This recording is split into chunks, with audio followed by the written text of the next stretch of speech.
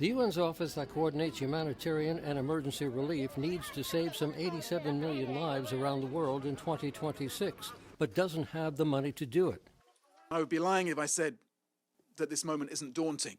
It feels like we're jumping off a cliff, not knowing whether anyone will catch us. From the raging conflict in Sudan to Israel's weaponization of food and starving Palestinians in Gaza, there are also the millions fleeing the conflict in Myanmar and the rebuilding of war-torn Syria. These are among the challenges currently facing UN agencies. It seems to me that diplomacy has failed to meet the needs of humanitarians being able to do their work. Do you feel it really has failed overall? Evidently, diplomacy has failed. The Security Council has failed to end so many of these long-running crises.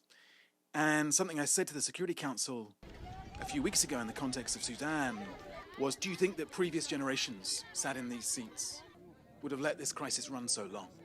In November, the Security Council finally adopted a resolution endorsing a U.S.-backed ceasefire plan to create an international stabilization force for Gaza and a transitional authority. Yet the Israeli airstrikes continue. We are overstretched, underfunded, and under attack.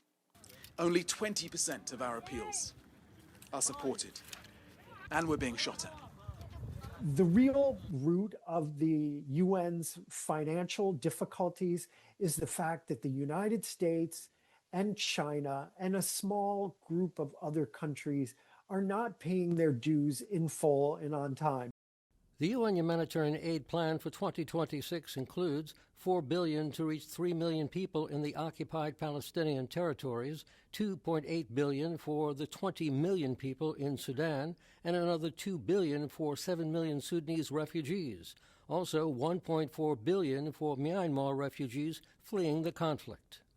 If member states are not willing to pay money, then people will die. So is the UN dead? Tell that to the relatives and the friends of the hundreds of our colleagues who died saving lives this year. Tell that to the 87 million lives that we will set out to save next year. A tall order for the UN agencies who hope their humanitarian work will not be just a band-aid on global wounds that right now show no signs of healing. Frank Ucciardo, TRT World, the United Nations.